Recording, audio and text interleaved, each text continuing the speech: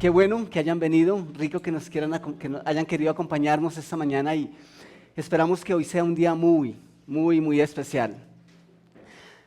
Cuando el apóstol Santiago escribe la epístola o escribe la carta, él empieza hablando, haciendo alusión a las pruebas y las tentaciones. ¿Quiénes entonces deberían leer esa carta? ¿Ustedes han enfrentado alguna vez una prueba en sus vidas? ¿Tentaciones? Entonces esa carta es para todos, ¿cierto? Todos debiéramos sentirnos identificados con ella y esa es parte de nuestro deseo. Creo que escucho mi voz. Ok.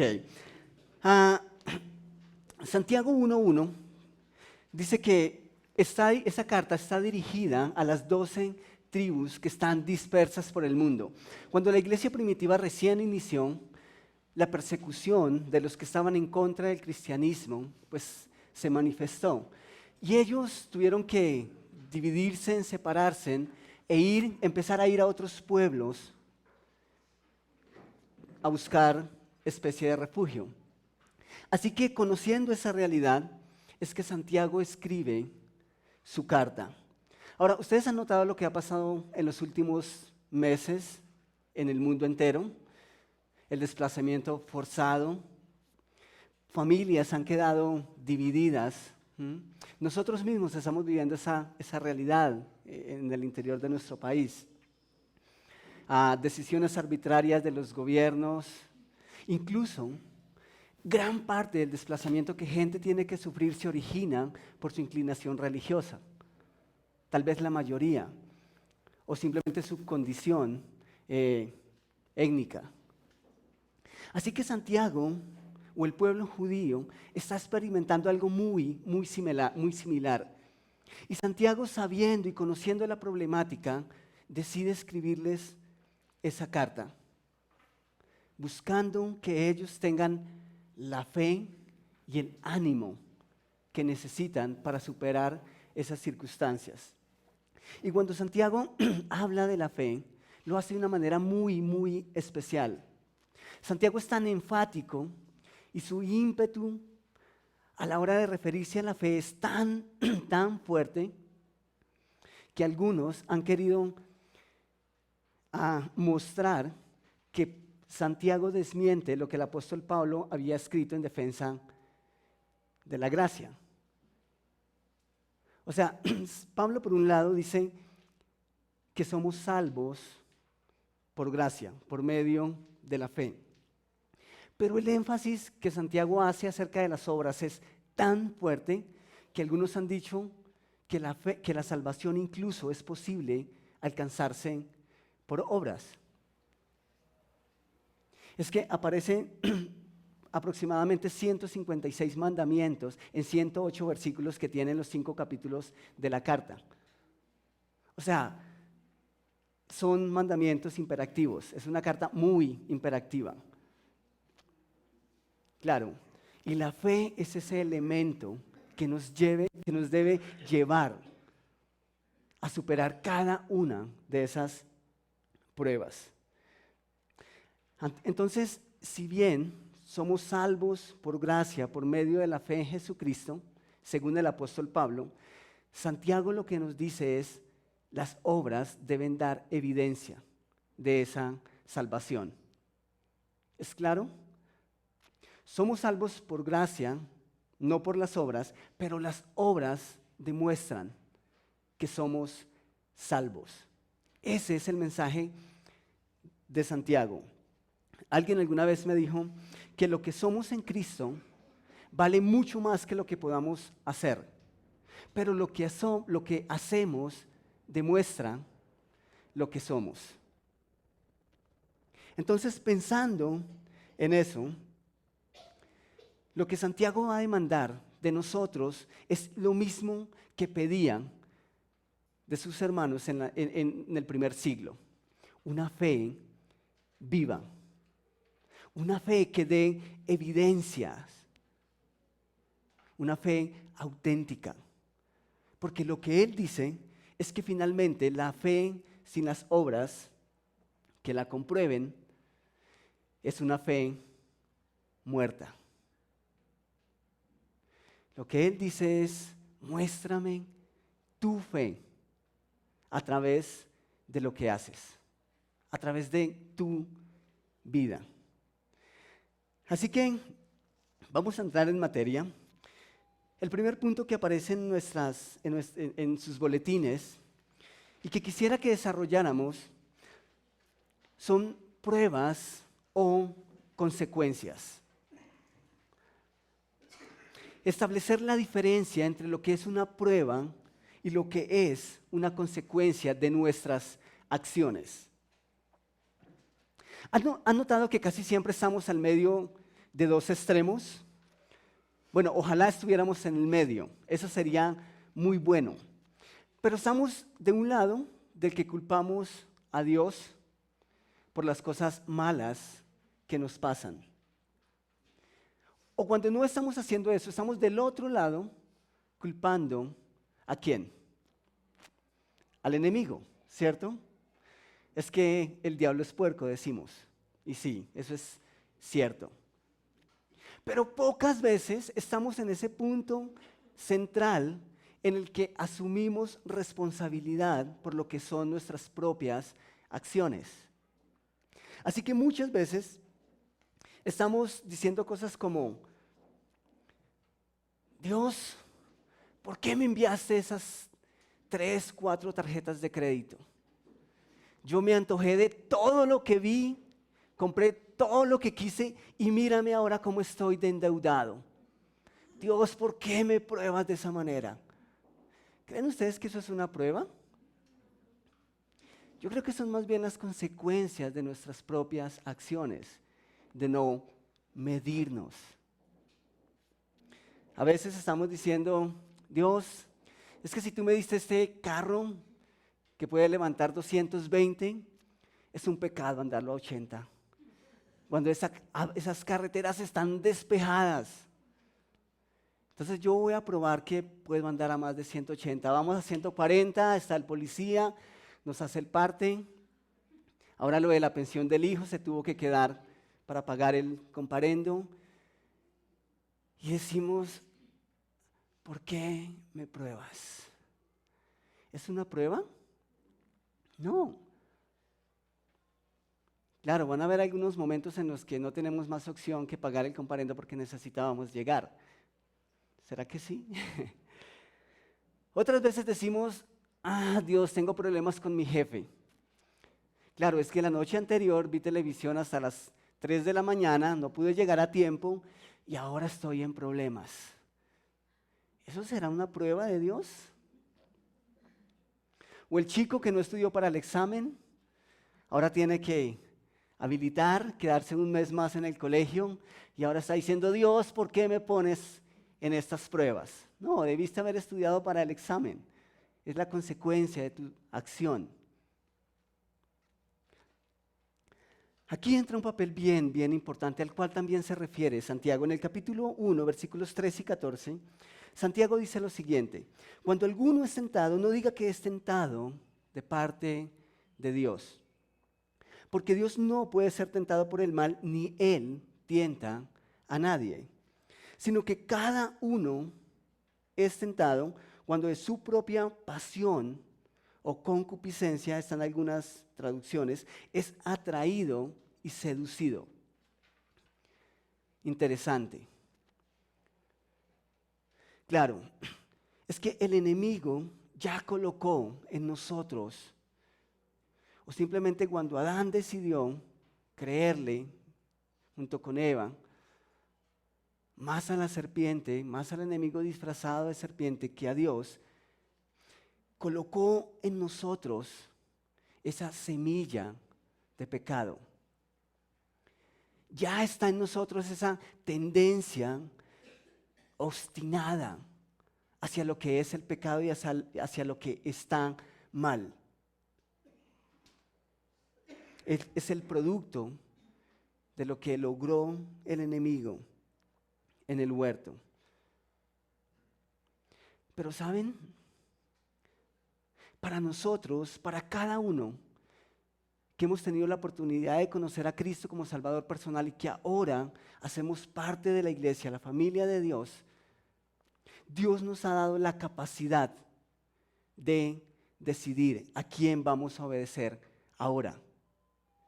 Claro, nuestra naturaleza pecaminosa está ahí, presente. Y lo que dice Santiago es que esa pasión es tan fuerte que a veces simplemente nos dejamos seducir por el pecado. Pero entonces podemos echarle la culpa al enemigo. Según Santiago, no. Claro, ya está la semilla del pecado ahí puesta, pero cada uno de nosotros podemos decidir si pecamos o no. Y claro, el problema en sí no es la propia tentación. El problema es coquetear con el pecado. Ese es el verdadero problema. Santiago dice que somos seducidos, somos atraídos. ¿Saben? Esta semana encontré una definición para seducción, un sinónimo, y es comunicación sutil. Interesante. Es que nosotros nunca vemos el pecado y nunca lo vamos a ver en toda la dimensión. Es normal escuchar personas decir, yo mismo me lo he preguntado en algún momento, ¿en qué momento pasó todo esto? ¿En qué momento un hombre llegó a serle infiel a su esposa? Es que, claro, cuando empezó a ser amable con la otra persona, nunca dimensionó todo lo que podía ser posible. ¿Por qué? Porque el pecado nunca se va a mostrar tal como es. Nunca va a mostrar las implicaciones. Al contrario, usted y yo no somos seducidos por cualquier cosa, ¿o sí? No. Cuando vamos a comprar algo, el vendedor tiene que ser muy sutil, porque tiene que terminar convenciéndonos que vamos a estar felices si adquirimos eso, que vamos a estar completos si lo tenemos. Entonces, eso de comunicación sutil creo que aplica perfectamente. Es la manera en cómo llegamos a pecar. Así que cuando decidimos coquetear con el pecado, entrar en diálogo con él, lo más probable es que vamos a terminar cayendo. Eso fue lo que pasó en Edén. En Génesis 3 vemos el relato de todo cómo aconteció. Cómo fue que esa manzana llegó a ser devorada.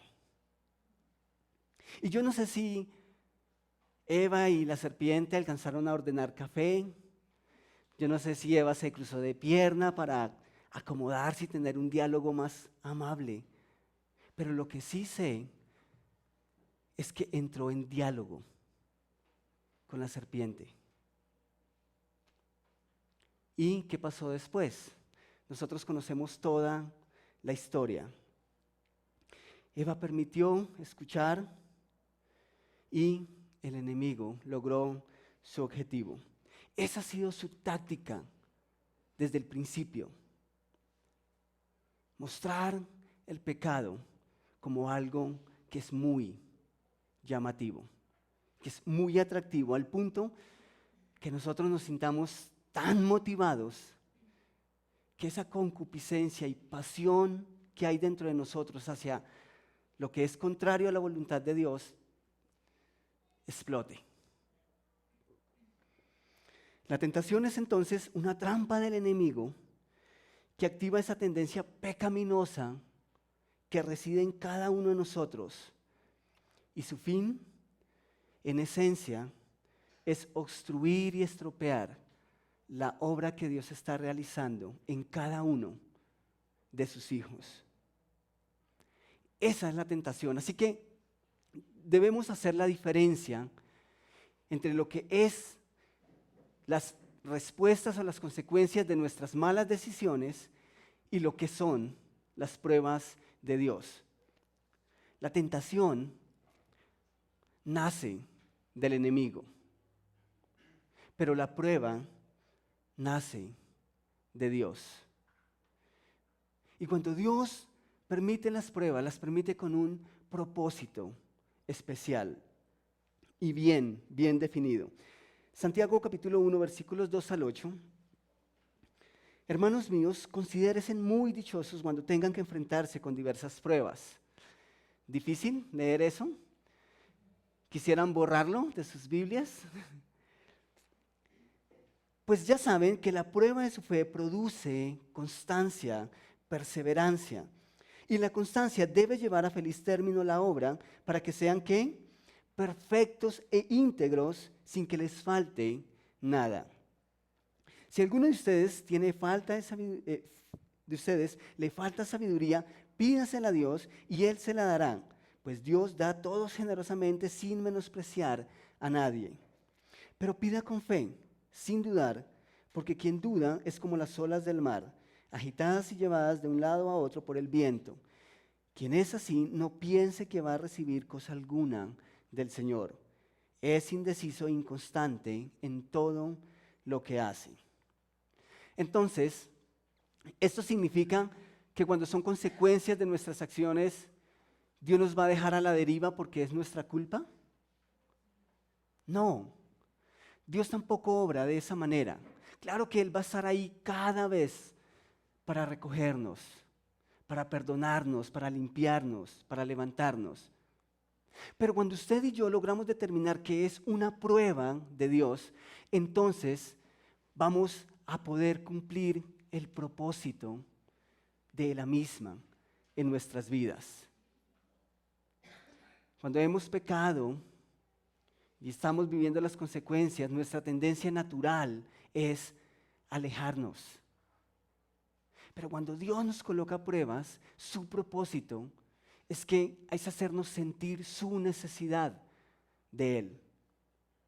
Así que desea tenernos cerca y desea que nosotros pasemos con éxito cada una de esas pruebas. No las coloca al azar. Siempre van a tener un propósito. Tampoco es que Dios disfrute vernos en apuros. No. Lo que Dios quiere enseñarnos a través de ellas es dependencia, es formar alguna parte de nuestro carácter, es prepararnos. Así que en primer lugar, someter a prueba equivale a comprobar si algo es verdadero. Colocar a prueba es someter, es mirar o comprobar si algo es lo que se dice de Él. Y claro, usted y yo no vamos a querer comprobar si algo es cierto o no cuando no nos interesa, ¿o sí? No. Hay muchas cosas que a mí me dicen, no, es que funciona, pruébalo y verá. Y pues si no me interesa, digo, no, yo te creo. Pero no me interesa probarlo, porque simplemente no me interesa. ¿Por qué creen entonces que Dios quiere probarnos? Pues es por la misma razón. Conozco un pastor que dice con mucha frecuencia, él dice, no te preocupes cuando estés siendo muy probado por Dios. Preocúpate cuando en tu vida no pase nada y no sientas que Dios te esté probando. Cuando eso ocurre en sus vidas, entonces es para que nos preguntemos, ¿Qué está ocurriendo? Porque finalmente las pruebas son una manifestación del amor de Dios para nuestras vidas. Así nosotros en el momento no lo consideremos de esa manera. Claro, porque es difícil.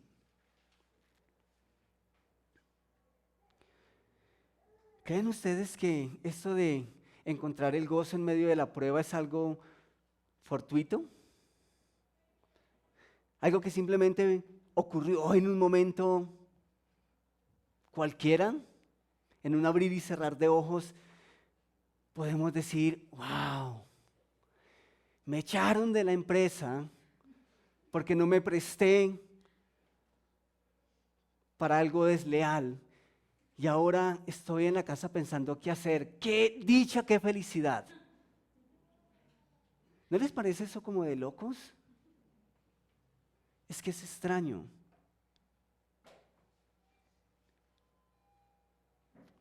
¿Será gozo en medio de las pruebas simplemente una cuestión de actitud positiva?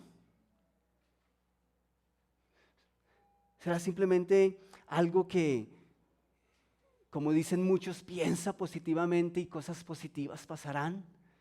¿Será simplemente una cuestión de ese tipo? Considérense muy dichosos cuando estén siendo probados.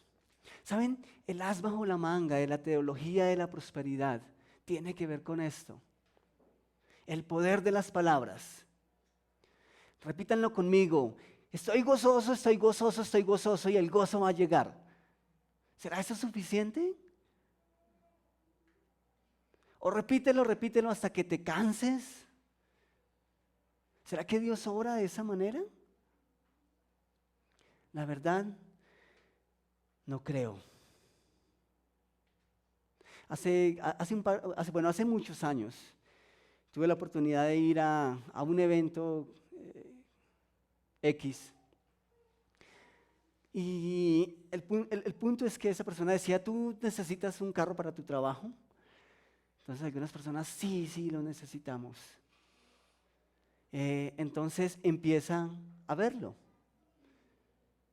Pero no imagines cualquier carro, imagina el que tú quieres, el mejor, y decláralo. Cada vez que llegues a este lugar, imagínalo en el parqueadero. Y decláralo. ¿Es eso lo que está diciendo Santiago? Y el carro va a llegar y entonces ya vas a estar perfectamente bien. No, es algo diferente. Es que ese gozo es difícil de explicarlo. Y es difícil de explicarlo porque no es cualquier perla barata. Es difícil explicarlo porque no se trata de simplemente un juego mental o algo que nosotros mismos podamos hacer. Filipenses 4, versículos 6 y 7, dice lo siguiente: por nada estéis angustiados, sino sean conocidas vuestras peticiones delante de Dios en toda oración y ruego con acción de gracias. Y la paz de Dios, que sobrepasa todo entendimiento, guardará vuestros corazones y vuestros pensamientos en Cristo Jesús. La paz de Dios que sobrepasa todo entendimiento. ¿Saben por qué sobrepasa todo entendimiento? Porque no se puede explicar fácilmente. ¿Saben por qué sobrepasa todo entendimiento? Porque no tiene que ver absolutamente nada con las circunstancias que nos rodean. Sobrepasa todo entendimiento porque es contraria a la paz que el mundo ofrece. ¿Saben cuál es la paz que el mundo ofrece? La paz que el mundo ofrece llega como resultado de tener un matrimonio, una familia estable. Si tu trabajo es estable y bien remunerado, entonces, ¿por qué deberías estar preocupado o preocupada? si tu relación con tus amigos va en perfecto estado, entonces, ¿para qué nos preocupamos o por qué preocuparnos cuando todo está bajo control? La paz que el mundo ofrece y que se puede describir es aquella que llega como producto de tener todo bajo control. Pero esa paz que sobrepasa todo entendimiento es esa que te lleva a decir: Dios, gracias, porque aunque no entiendo nada de lo que está pasando, yo sé que tú estás sobrando y que estás sobrando para bien. Esa es la gran diferencia. No es algo que se produce por nosotros mismos. Es algo que alguien tiene que producirlo en nosotros. Y ese alguien es Dios. Solamente Él puede producir ese gozo y esa paz que se vuelve indescriptible. Con mucha frecuencia escucho a personas decir: me dejaron solo, o estoy solo ahora que más lo necesito. Yo lo he dicho muchas veces también. Pero ¿saben? Cuando Dios nos coloca pruebas, nunca vamos a estar demasiado solos. ¿Saben cuál es el problema cuando decimos eso? Que tal vez esperábamos a alguien que no llegó. Tal vez nuestra confianza estaba puesta en alguien que era tan limitado como nosotros mismos y simplemente no pudo acudir a nuestra ayuda. Pero no hay un momento en nuestras pruebas y en nuestras circunstancias adversas que Dios se aleje tan solo un momento de nosotros. Porque como ya hemos dicho en otras ocasiones, Dios no nos va a llevar a una situación en la que Él no nos vaya a acompañar, en el que no esté dispuesto a ir con nosotros. También dice: cuando os halléis en diversas pruebas. Cuando os halléis en diversas pruebas es una sentencia. Básicamente lo que está diciendo Santiago es que eso va a ocurrir. En algún momento de nuestras vidas Dios va a colocar pruebas. Él dice: cuando os halléis. No está diciendo si algún día llegan a ser probados. O tampoco está diciendo es posible que en algún momento ustedes vayan a ser probados. No. Les está diciendo: ustedes van a tener pruebas en sus vidas. Dios va a querer formar, Dios va a querer desarrollar en ustedes el mismo carácter de Cristo y van a tener que ser probados, pero van a poder encontrar el gozo en medio de esas pruebas, en medio de esas dificultades. Así que cuando eso ocurra, es importante entender algo, y es que Dios no obra a medias. ¿Por qué digo esto? Porque cuando usted y yo somos probados, o por lo menos en mi caso, mi oración más constante es: Dios, quítame esta prueba. ¿Alguna vez ustedes le han dicho a Dios: Dios, ya, por favor, quita esto de mí? ¿Lo han hecho? ¿Saben? Dios no obra a medias. Así que si Dios colocó la prueba, ¿ustedes creen que la va a quitar? No. No lo va a hacer al menos que cumpla su propósito en nuestras vidas. A veces creemos que la solución es que Dios quite la prueba. Claro, esa sería la solución para nuestras vidas. Pero Dios tiene todo un plan diseñado que dice: no, eso no es lo mejor y tampoco es lo que yo quiero. Así que en vez de pedir a Dios que quite esas pruebas, ¿cuál debería ser nuestra oración? Dame fuerzas. ¿Qué más deberíamos pedir? Dime. Entendimiento. Bueno, hay un montón de cosas que podemos pedir en vez de que Dios quite la prueba, ¿cierto? ¿Ustedes alguna vez han pedido pruebas? Dios, mándame una prueba. Mándame una prueba porque yo quiero aprender, porque yo te quiero conocer mejor. No, eso nunca va a ocurrir. Y como nunca va a ocurrir, entonces Dios lo debe hacer. Y si Dios lo está haciendo, entonces no lo va a quitar sin que cumpla su propósito en nuestras vidas. Santiago 1, versículos 2 al 3, noten uno de los propósitos por los que Dios coloca la prueba. Pues ya saben que la prueba de su fe produce constancia. El título de esta serie es Fe Viva. ¿Cómo está tu fe?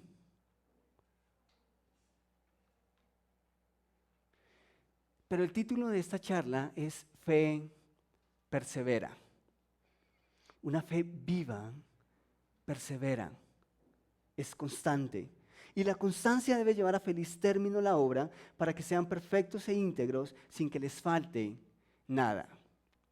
Si bien la tentación lo que logra en nuestras vidas o lo que intenta lograr es que lleguemos a pecar, a ofender a Dios a través de nuestras vidas, a estancarnos en el proceso, el fin de la prueba es bueno, para que seáis perfectos y cabales. El término aquí perfecto no tiene que ver con nuestra incapacidad de pecar, o no tiene que ver con nuestra impecabilidad, no significa que entonces ya vamos a dejar de pecar.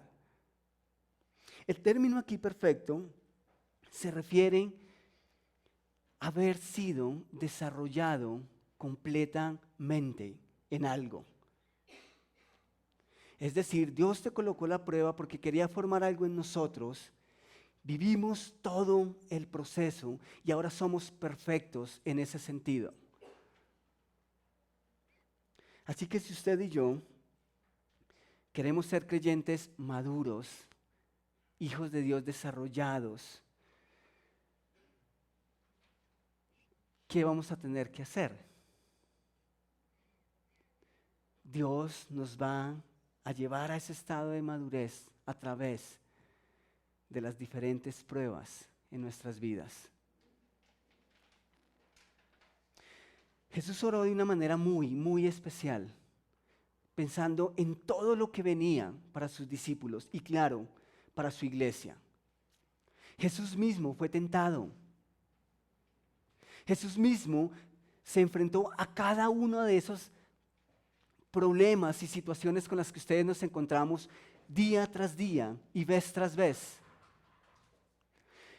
Antes de partir, antes de ir al cielo, Jesús oró al Padre de una manera bien especial. Esa oración está en Juan 17, versículos 13 y 15.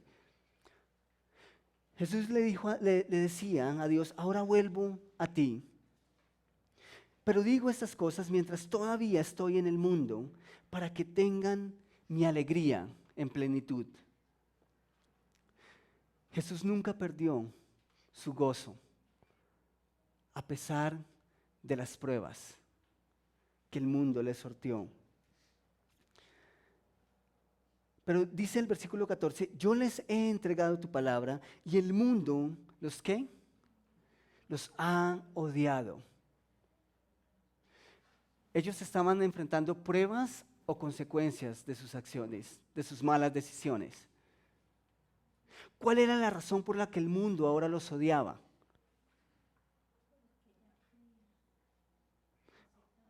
Ok, porque ahora habían decidido entregar sus vidas a Dios, seguir a Jesús. Ahora estaban haciendo lo que era correcto. Claro, ¿qué va a pasar con el empleado que conoce de Cristo, que empieza a hacer los ajustes para obedecer a Cristo y entonces ya no acepta las ganancias deshonestas de su jefe? ¿Creen ustedes que su jefe va a estar de acuerdo? No. Pero eso constituye una prueba.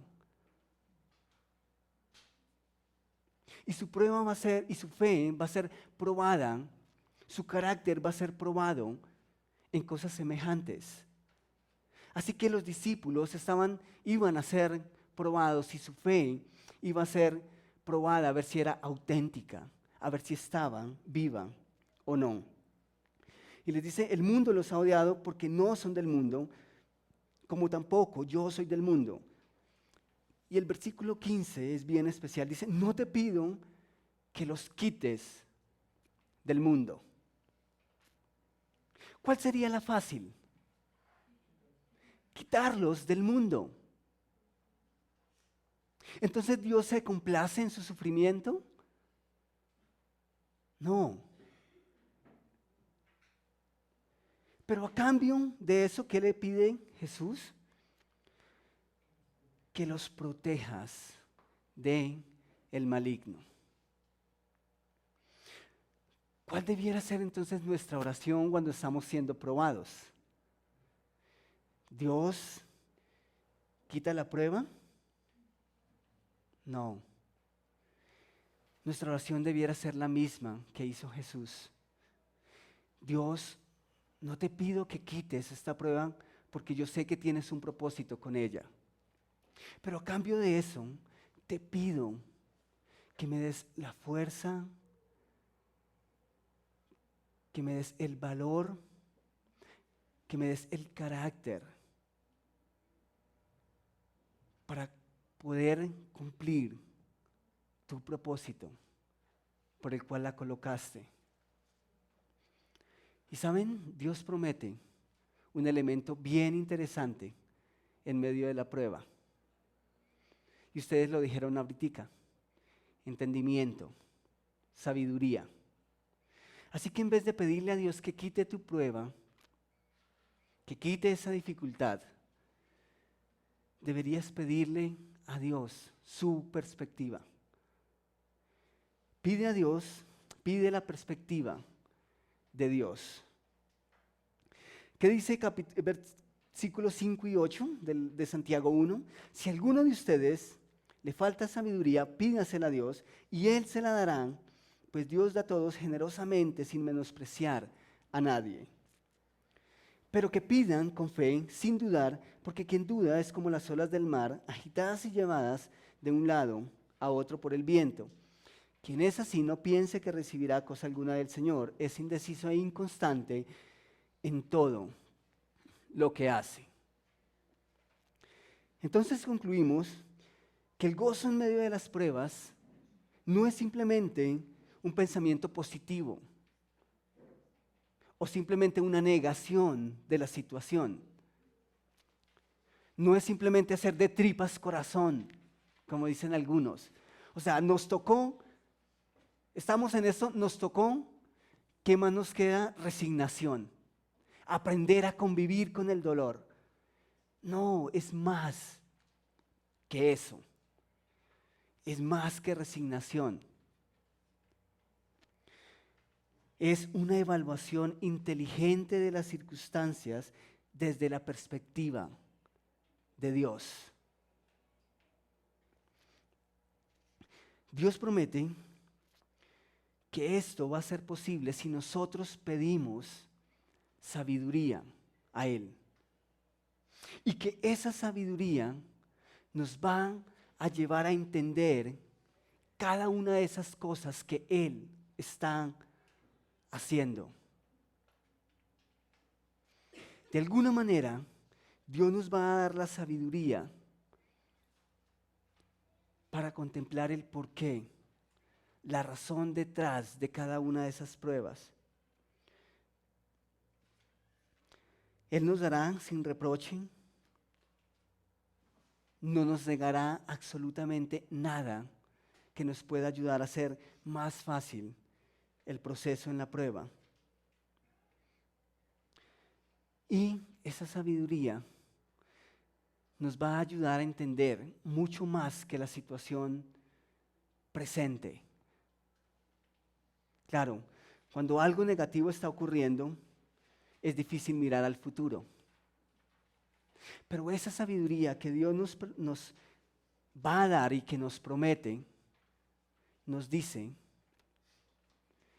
que vamos que vamos a dejar de evaluar la situación al presente y que vamos a poder enfocar en el fruto futuro. Mientras Ali pasa al piano,